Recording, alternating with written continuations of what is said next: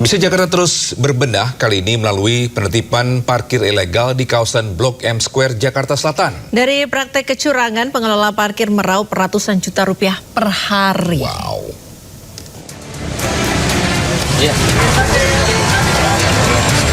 Pansus Tata Kelola Perparkiran DPRD DKI Jakarta bersama sejumlah instansi terkait menyegel lahan parkir ilegal di Blok M Square, Jakarta Selatan. Kawasan Blok M menjadi salah satu pusat integrasi transportasi dan juga kawasan strategis yang sedang dikembangkan pemerintah Provinsi Jakarta. Namun di tengah pengembangan masih ditemukan praktik pengelolaan parkir ilegal yang berlangsung selama bertahun-tahun. Diduga selama 15 tahun pengelola memanipulasi laporan pajak hingga menyebabkan kerugian daerah sebesar 50 miliar rupiah. Sama-sama kita ketahui bahwa Blok M Square ini per hari operator parkir bisa mendapatkan lebih dari 100 juta rupiah. Dan itu uang masyarakat yang diambil secara ilegal. Setelah penyegelan, pengelolaan parkir akan diambil alih oleh unit pengelola perparkiran Pemprov DKI Jakarta. Dari Jakarta, Helmi Sajampati, iNews melaporkan.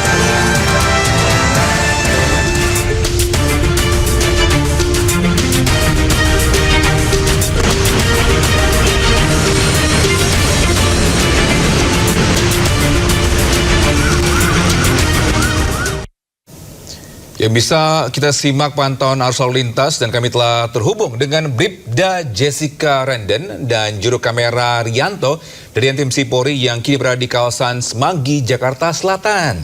Selamat pagi Bribda Jessica, bagaimana pantauan arus lalu lintas dari tempat Anda melapor hari ini? Baik, terima kasih Togi dan Friska serta selamat pagi pemirsa. Pagi hari ini saya berada di Simpang Semanggi, Jakarta Selatan dan dapat kita lihat bersama untuk kondisi arus lalu lintas dari arah Pancoran yang akan menuju ke Semanggi ataupun berbelok ke Sudirman dalam kondisi ramai lancar dan tidak ada hambatan yang signifikan. Kami bawa kepada para pengendara untuk tidak melawan arus dan tidak menggunakan bahu jalan. Serta untuk kondisi arus lalu lintas dari arah Selipi menuju ke Semanggi ataupun Kuningan, volume arus lalu lintas mengalami peningkatan didominasi aktivitas masyarakat dan kendaraan perkantoran, namun laju kendaraan masih dapat bergerak dengan kecepatan normal meski terjadi perlambatan sesaat di akses keluar masuk tol dan kolong Semanggi. Untuk arus lalu lintas secara umum diperkirakan masih akan mengalami peningkatan seiring bertambahnya volume arus lalu lintas menuju jam sibuk pagi hari. Kepadatan berpotensi terjadi di sejumlah titik, khususnya arah menuju pusat perkantoran. Mengantisipasi kawasan yang merupakan kawasan ganjil genap yang sudah berlaku sejak pukul 6 waktu Indonesia bagian Barat, pengguna jalan dihimbau untuk menyesuaikan plat nomor kendaraan Anda dengan ketentuan yang akan berlaku pada hari ini. Sedangkan untuk kondisi arus lalu lintas dari tol dalam kota Cawang menuju ke Semanggi ataupun Selipi dalam kondisi ramai lancar, antisipasi menjelang akses keluar masuk Semanggi dan pertemuan arus menuju Jalan Gatot Subroto ataupun Sudirman. Pastikan saldo e-tol Anda tercukupi agar tidak menimbulkan antrian pada gardu tol. Dan kami informasikan berdasarkan data RSMS Korlantas Polri, angka kecelakaan lalu lintas seluruh Indonesia dalam kurun waktu 1 kali 24 jam terjadi 187 kasus laka lantas dengan rincian 6 meninggal dunia, 12 luka berat dan 139 luka ringan. Dari 184 kasus laka lantas tersebut, 77% terjadi pada waktu siang hari mulai pukul 6 sampai 18 sore hari. Penyebab laka dimayoritaskan dikarenakan para pengendara memacu kendaraan dengan kecepatan tinggi dan angka kecelakaan tertinggi terjadi di rentang waktu 6 hingga 9 pagi. Untuk mengecek titik rawan laka, masyarakat dapat mengunduh SMS presisi melalui Google Play Store. Mari tertib lalu lintas untuk menciptakan keamanan, keselamatan, serta ketertiban dan kelancaran arus lalu lintas. Dan untuk kondisi arus lalu lintas lengkapnya, Anda dapat menghubungi call center kami di 1500669 atau bisa cek Instagram kami di @korlantaspolri.ntmc.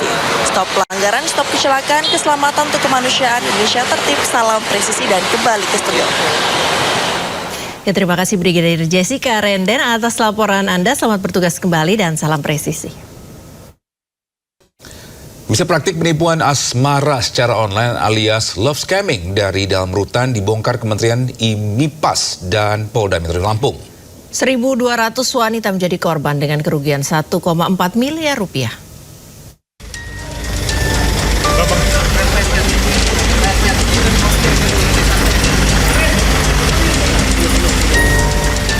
Polisi bersama Kementerian Imigrasi dan Pemasyarakatan membongkar sindikat love scamming dari dalam rutan kelas 2B Kota Bumi, Lampung.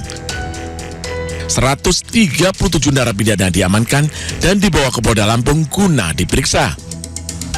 Sindikat love scamming dari dalam rutan terbongkar usai Dirjen Pemasyarakatan Kementerian Impas menggelar sidak. Petugas menyita barang bukti 156 ponsel yang diduga digunakan untuk melakukan aksi love scamming. 1.200 wanita dari berbagai profesi menjadi korban dengan kerugian mencapai 1,4 miliar rupiah. Modus pelaku melakukan love scamming yang pertama, pekerja membuat akun media sosial fake mengaku sebagai anggota TNI maupun Polri. Yang kedua, pekerja mendapatkan korban wanita. Yang ketiga, pekerja mengajak pacaran dan video call. Pekerja meminta dana penghapusan video kepada korban agar tidak menyebar ke media atau ke berita. Yang rata-rata korbannya adalah warga masyarakat yang di luar Kabupaten Lampung. Karena itu saya langsung meminta Kapolda dari hasil pengungkapan tersebut dan minta supaya kasus ini diungkap secara transparan. Ini juga untuk memberikan efek jerah siapapun yang terlibat termasuk pegawai kami. Selama proses pemeriksaan, 137 narapidana yang merupakan sindikat love scamming dititipkan di Rutan Raja Basa, Bandar Lampung. Dari Bandar Lampung, Rani Sanjaya, iNews melaporkan. Ya, kita beri apresiasi kepada pihak polisi yang telah menangkap ya ini para tersangka atau terduga yang melakukan love scamming secara ilegal ya. Multitasking sekali ya. Multitasking walaupun dalam penjara masih ada kerjaan ya. Iya, sedang menjalani Tugasnya ya, enggak, bukan tugasnya. Coba ini menjadi evaluasi Aduh. kepada Luar mungkin biasa. penjaga di lapas ya. Harus tetap ini ya, mungkin seminggu sekali, terus sekali. Sistemnya yang perlu diperbaiki, Togi. Sistemnya. Karena bukan hanya penjaganya, Iya. semua semua jajaran harus bekerja sama begitu, Benar. Togi. Supaya nggak ada kegiatan-kegiatan semacam ini di dalam lapas. Sebaiknya gitu. mungkin di dalam lapas itu ada kegiatan-kegiatan, mungkin ya belajar memasak, menjahit. Ya mungkin, benar nggak? daripada nipu orang ya. Orang Aduh, ngapain? ya Dan kita di ampun. situ sekolah lagi. Betul. Kan bisa sekolah juga gitu. Dan juga tapi mungkin ini menjadi Tapi kan akses ke Social device media. juga susah, Togi. ada Jadi kelas-kelas mungkin- komputer mungkin di Nah, situ. ya, mungkin Jadinya bisa ya. belajar juga. Jadi ada hal baru lah ya yang Hal dipelajari baru. dan menjadi ilmu baru, Benar. bekal baru saat keluar dari lapas. Benar. Menjadi lebih baik begitu ya. Benar. Dan ketimbang menambah ini ya. kejahatan. Karena akhirnya apa? Ketika memang tidak dijerat lagi, hukuman nambah. Betul. Gitu. Bukannya bebas cepet, Malah bebas lama. lama-lama. Iya. Tapi tahu-tahu betah lagi di dalam situ ya. Jangan nggak boleh dong. Jangan. Tidak boleh. Tetapi himbauan juga mungkin para pemirsa yang mencari jodoh juga Iya. harus berhati-hati dengan aplikasinya betul. juga. Karena kita nggak tahu siapa yang ada di balik layar, foto betul. gitu ya. Fotonya harus dicek. Benar. Orangnya dicek beneran AI atau enggak fotonya. Betul. Tiba-tiba pas ketemu zonk. Mendingan gitu ngobrol ya. langsung ya, supaya tahu karakternya bagaimana gitu. Dikenalin Yaelah. sama orang tua Waduh, gitu ya. pagi ini kita memberi saran untuk mencari Pemirsa jodoh ya, begitu. benar-benar. Ini memang program ini ya, cari jodoh sebenarnya sih ya. Baik, kita ke informasi selanjutnya saja ya. Baik, misal ada saja modus penyelundupan emas ke luar negeri. Petugas Bea Cukai Bandara Soekarno-Hatta menggagalkan penyelundupan emas 700 juta rupiah dimasukkan dalam popok bayi.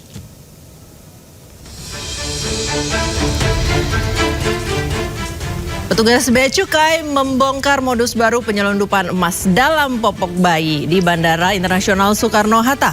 Serbuk emas 267,5 gram sengaja ditempelkan pada gel popok. Dalam kasus ini Muhammad Tarek, warga negara India, ditangkap. Sebagai kurir, pelaku diperintah dari seorang warga negara India dari Dubai. Pelaku dijanjikan upah 5 juta rupiah.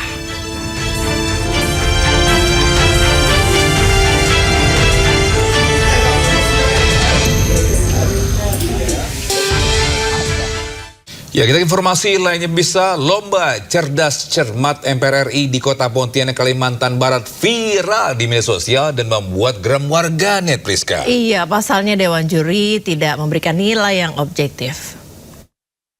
Anggota. Namun untuk menjadi anggota BPK, keterkaitan Lomba cerdas cermat 4 pilar MPR RI di Kalimantan Barat ini mendadak jadi pembicaraan publik. Bermula ketika pembawa acara melemparkan pertanyaan terkait pemilihan anggota BPK oleh DPR. Pertanyaan langsung dijawab oleh grup C2, yaitu murid dari SMA N1 Pontianak. Anggota Badan Pemeriksa Keuangan dipilih oleh Dewan Perwakilan Rakyat dengan memperhatikan pertimbangan Dewan Perwakilan Daerah dan diresmikan oleh Presiden. Bagaimana Dewan Juri? Nilai -5. Minus 5 untuk grup Namun C. jawaban tersebut dinilai salah oleh juri Diasta Sita Widya Budi yang menjabat sebagai Kepala Biro Pengkajian Setjen MPR RI. Juri kemudian memberikan nilai -5 kepada grup C2. Pertanyaan lalu dilempar ke grup lainnya. Namun dengan jawaban yang sama, justru juri memberikan nilai 10 dan jawaban itu dianggap benar.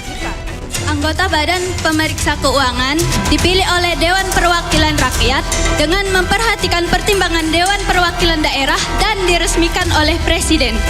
Silakan Dewan Juri. Ya, inti jawabannya sudah benar. Nilai 10. 10 poin untuk grup B. Merasa janggal, anggota grup C2 melancarkan protes. Oh baik, silakan. Tadi kami menjawabnya sama seperti regu B. Sama. Silakan Dewan Juri untuk tanggapannya. Tadi disebutkan regu C ya. Itu pertimbangan dari DPD-nya tidak ada. DPR tadi. Ada. Dias berdalih grup C tidak menyebutkan DPD pada jawaban mereka. Grup yang dianggap salah menyangkal penjelasan juri dan meminta pertimbangan pihak lain. Alih-alih mengecek ulang, juri Indri Wahyuni, Kepala Bagian Sekretariat Badan Sosialisasi MPR RI, malah menyalahkan artikulasi dari peserta. Tapi Dewan Juri menilai kalian tidak karena tidak mendengar artikulasi kalian dengan jelas, yaitu artinya Dewan Juri berhak memberikan nilai -5. Peristiwa ini membuat netizen geram dan warganet ramai-ramai membandingkan kedua jawaban. Lomba cerdas menjadi tidak cermat karena insiden beda penilaian. Tim Liputan iNews melaporkan. Ketua Komisi 10 DPR RI Hetifah Saifudian ini menyampaikan penyesalan dan prihatin atas insiden lomba cerdas cermat 4 pilar MPR RI di Kalimantan Barat. Komisi 10 DPR RI mendesak MPR RI melakukan evaluasi menyeluruh terhadap sistem penyelenggaraan lomba cerdas cermat. Penyesalan ya dan keprihatinan kita atas peristiwa yang tentunya semua sudah memahami ketika lomba cerdas cermat yang dilakukan di Kalimantan Barat. Khususnya kepada adik-adik dari SMA Negeri 1 Pontianak yang dirugikan dari kasus ini, kita mohon maaf dan semoga peristiwa ini tidak mengurangi minat dan antusiasme anak-anakku semua untuk terus mengikuti kegiatan-kegiatan yang dilakukan oleh MPR RI. Ya, terkait polemik lomba cerdas cermat MPR RI menyampaikan permintaan maaf lewat akun media sosial Instagram resminya. MPR juga telah menonaktifkan juri hingga pembawa acara dalam lomba cerdas cermat tersebut.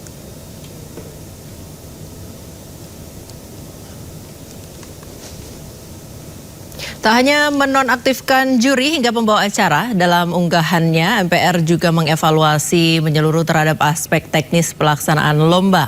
MPR juga menyampaikan apresiasi kepada seluruh peserta, guru, panitia hingga masyarakat yang terus memberikan perhatian terhadap pendidikan kebangsaan serta penyelenggaraan lomba cerdas cermat.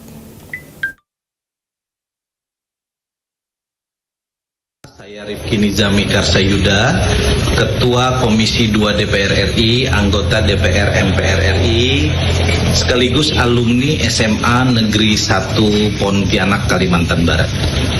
1-2 hari terakhir kita mendapatkan banyak sekali video yang sangat viral terkait dengan lomba cerdas cermat 4 pilar MPR RI di babak final tingkat provinsi Kalimantan Barat, di mana dari SMA Negeri 1 Pontianak telah memberikan jawaban terkait dengan pertanyaan bagaimana mekanisme pemilihan anggota Badan Pemeriksa Keuangan yang jawabannya baik secara konstitusional maupun normatif benar, namun kemudian oleh juri dinyatakan salah. Saya telah berkomunikasi dengan Biro Persidangan MPR RI yang menjadi penanggung jawab dari kegiatan ini. Mereka saya minta untuk segera membuat klarifikasi sekaligus permohonan maaf secara terbuka. Bagaimanapun institusi MPR sebagai penanggung jawab dari kegiatan ini harus meminta maaf kepada publik bahwa kualitas lomba cerdas cermat yang selama ini diapresiasi oleh publik, diapresiasi oleh seluruh siswa-siswi SLTA di Indonesia untuk menjadi jembatan kita mensosialisasikan 4 pilar kebangsaan, Undang-Undang Dasar Negara Republik Indonesia tahun 1945, Bhinneka Tunggal Ika, Pancasila, dan pilar kebangsaan yang lain itu menjadi sangat penting untuk kita pertahankan. Sayang sekali hanya karena peristiwa lomba cerdas cermat 4 pilar tingkat final di Kalimantan Barat ini, ikhtiar yang kami lakukan sebagai anggota MPR RI maupun institusi MPR RI menjadi tercederai. Karena itu, yang pertama saya meminta akan ada segera permohonan maaf dan klarifikasi dari Biro Persidangan MPR RI terkait hal ini. Sampaikan kronologi secara utuh kenapa ini bisa terjadi. Yang kedua, saya meminta juri yang kemudian sangat fatal memberikan penilaian dan tanggapan untuk kemudian meminta maaf. Ya, pasca viralnya babak final cerdas cermat 4 pilar MPR RI, publik justru merespon positif terhadap keberanian Josefa Alexandra memprotes penilaian Dewan Juri. Dipilih oleh Dewan Perwakilan Rakyat dengan memperhatikan pertimbangan Dewan Perwakilan Daerah dan diresmikan oleh Presiden. Ya, keberanian siswi SMA Negeri 1 Pontianak mendapat respon positif dari warganet. Mewakili sekolahnya dalam ajang bergengsi, Josefa Alexandra ini berani mengungkapkan protesnya ke MC dan Dewan Juri ketika jawabannya dianggap keliru. Publik mengapresiasi insan muda berani menyampaikan kebenaran meski dalam kondisi sulit.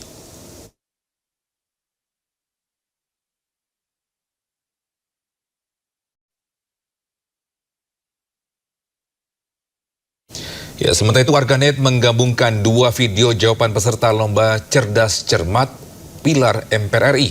Dari video terdengar jelas keduanya memiliki jawaban yang sama. Namun Dewan Juri justru memberi penilaian berbeda karena alasan artikulasi peserta. Anggota Badan Pemeriksa Keuangan dipilih oleh Dewan Perwakilan Rakyat dengan memperhatikan pertimbangan Dewan Perwakilan Daerah dan diresmikan oleh Presiden. Bagaimana Dewan Juri? Silakan Dewan Juri. Nilai -5. Ya, inti jawabannya sudah benar. Nilai 10. Poin untuk grup B. Selanjutnya. Izin. Oh baik, silakan. Tadi kami menjawabnya sama seperti regu B. Sama. Silakan Dewan Juri untuk tanggapannya. Tadi disebutkan regu C ya.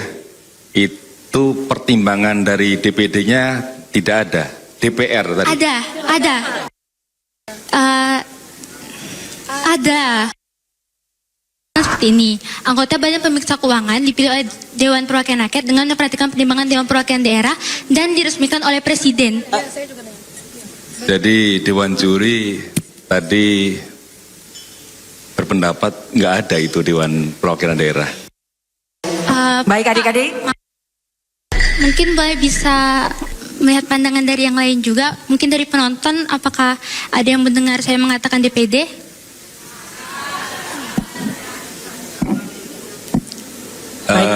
Keputusan saya kira di Dewan Juri ya. Betul, baik adik-adik, mohon diterima keputusan Dewan Juri karena tentunya Dewan Juri yang hadir hari ini sudah sangat berkompeten dan sangat teliti untuk mendengarkan jawaban dari adik. Mungkin itu hanya perasaan adik-adik saja. Mungkin bisa dilihat tayangan ulangnya setelah acara selesai. Iya, kan sudah diperingatkan dari awal ya. Artikulasi itu. Ya, ikut merasa kesal, warganet pun ramai-ramai membuat parodi satir babak final lomba cerdas cermat MPR. Berikut beberapa di antaranya. Halo, siapa nih? Juri. Chef Juna juri Master Chef ini. Iya. Oh, juri cerdas cermat. Minta maaf, ngapa? Ngasih poin -5. Gila, segala minta maaf. Gak usah, gak apa-apa banget. Anak saya yang poinnya minus. Iya, daripada pendengaran bapak minus. Iya, wajar kan jadi pejabat. Iya, makanya suara rakyat sering tidak terdengar ya Pak.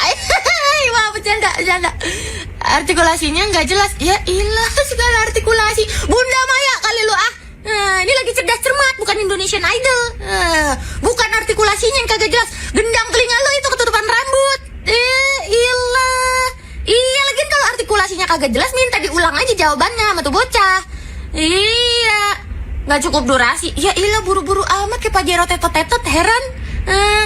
MC aja bilang juri sudah kompeten dan sangat teliti. Oh, kayak kagak ngerti aja. Itu mah kan udah SOP, sesama oknum harus saling melindungi. Iya, udah saya sibuk ah. Iya, saya gini aja. Enggak, saya nggak marah, enggak. Saya gini aja bagi alamat juri dah. Mau ngirim bakso kagak? Mau ngirim rudal? Iya, pakai COD. Cepetan ya. Iya, makasih ya.